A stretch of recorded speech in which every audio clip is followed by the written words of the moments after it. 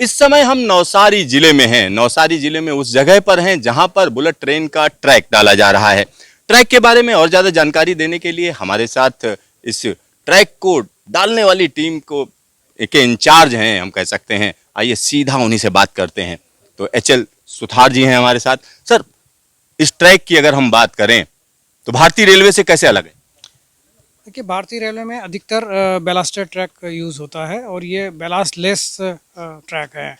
Ballast less में भी अलग अलग वेरिएशंस हैं। जो हम यहाँ पर यूज़ करने जा रहे हैं वो है जे स्लैब ट्रैक सिस्टम, जो कि जापानी शिनकानसेन में यूज़ हुआ है। वही ट्रैक स्लैब हम यहाँ पर यूज़ करने जा रहे हैं।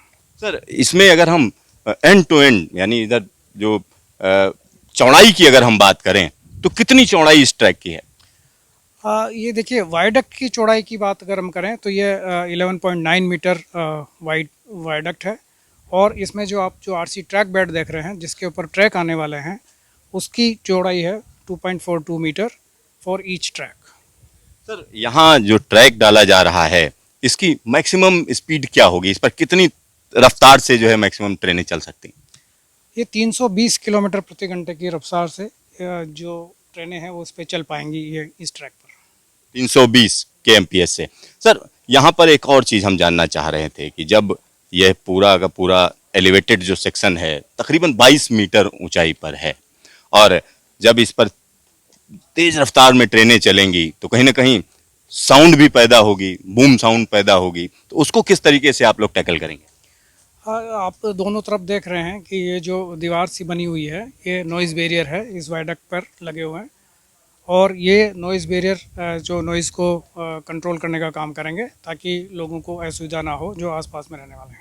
सर, कोई भी जब इस तरीके का बड़ा इंफ्रास्ट्रक्चर खड़ा किया जाता है तो एक उसकी कोई उम्र दी जाती है कि ये पुल जो है 120 साल के लिए ठीक है, तो ये ट्रैक कितने साल के लिए मुफीद रहेगा? देखिए, ट्रैक की जो डिज़ाइन लाइफ है वो 60 ईयर्स की है। यानी 60 साल तक इसी तरीके से इस पर ट्रेनें चल पाएंगी। जी। सर, यहाँ पर एक और चीज हम जानना चाह रहे थे। भारत की जब हम बात करते हैं तो भारत के ज्यादातर इलाके कहीं ना कहीं भूकंप से प्रभावित रहते हैं। तो इस इलाके के में जो ये ट्रैक डाला गया है, साथ ही साथ जब ट्रेन चलेगी, कोई बड़ा भूकंप आता है तो उसके लिए क्या क्या व्यवस्था की गई है इसमें?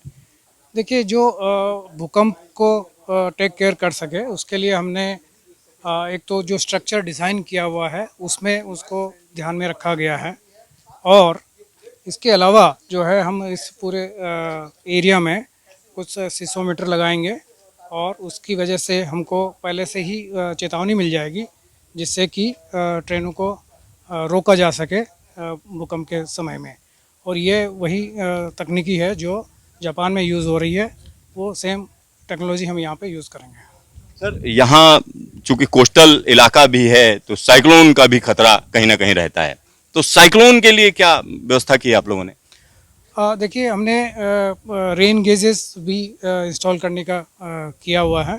तो जहाँ पर भी हमारे उस तरह के लोकेशंस हैं जहाँ बहुत भारी वर्षा या उसके खतरे से कोई दुर्घटना की संभावना होती है, उनको टेक करने के लिए रेन गेजेस हम लगाएंगे। सर, यहाँ मैं देख रहा था जो ट्रैक स्लैब आपने डाले हुए हैं, बीच बीच में इस तरीके के निशान भी बनाए गए हैं। ये किस लिए हैं? क्या वजह है कि इस तरीके की एक मार्किंग की गई? ये आप देख रहे होंगे कि दो एंकर के बीच में ये निशान है। तो ये हमने क्रैक इंड्यूसिव जॉइंट बोल रहे हैं, ताकि क्रैक जो है वो दूसरे किसी भाग में ना हो, उसको रोकने के लिए ये लगाए गए हैं। सर, आपस में जो स्लैब्स जोड़े गए हैं या हम कह सकते हैं जो व्यवस्था की गई है उसके बीच में कोई दूसरा मटेरियल भी है, तो इसको क्या बोलते हैं, क्यों इसको लगाया गया है? ये देखिए कि आपको बहुत लंबा हम कंक्रीट एक साथ नहीं कर सकते हैं, क्योंकि टेम्परेचर वेरिएशन में उसमें क्रैक डेवलप हो सकते हैं। तो हर 10 मीटर में हमने एक जॉइंट दिया हुआ है। ये जॉइंट का फिलिंग मटेरियल है जो कि एक्सपेंशन और कॉन्ट्रैक्शन अलाउ करता है। तो यहाँ पर इस तरीके की व्यवस्था है। साथ ही साथ जिस जगह पर हम चल रहे हैं सर, ये क्या इसी तरीके की होगी? पास में पटरियां होंगी? ये जगह ऐसी ही रहेगी और इसमें आप देखेंगे तो थोड़ा स्लोप दिया गया है, तो जो पानी आएगा बरसात का वो पानी यहाँ से निकल जाएगा। और दोनों गर्डर्स के एंड में हमने इसको पानी को बाहर निकलने की व्यवस्था की है। जो ट्रैक आएगा वो आप जो आरसी बेड देख रहे हैं उसके ऊपर ही रहेगा। सर, जो ट्रैक की ऊंचाई जिस जगह पर हम लोग चल रहे हैं यहाँ से कितनी ऊंचाई पर ट्रैक होगा? ये अगर हम रेल लेवल से बात करें तो 800 मिलीमीटर ऊंचाई पर होगा, जहाँ पर अभी हम चल रहे हैं उससे। तो यहाँ आप समझिए कि हाई स्पीड ट्रैक बन रहा है। तो हाई स्पीड ट्रैक की जब हम बात करते हैं तो कहीं ना कहीं उसमें तमाम ऐसी चीज़ें होती हैं जिनका ध्यान रखा जाता है। तो वो सारी चीज़ें ध्यान रखी जा रही हैं। साथ ही साथ जो टेक्नोलॉजी है वो जापान की टेक्नोलॉजी है। तो जापान की टेक्नोलॉजी का इस्तेमाल किया जा रहा है। जो स्पेसिफिकेशंस दिए जा रहे हैं उसी हिसाब से ये पूरा का पूरा ट्रैक बनाया जा रहा है।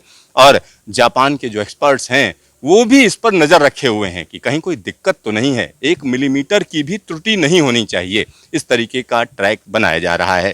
कैमरामैन शकील अहमद के साथ सिद्धार्थ, न्यूज स्टेशन, नवसारी।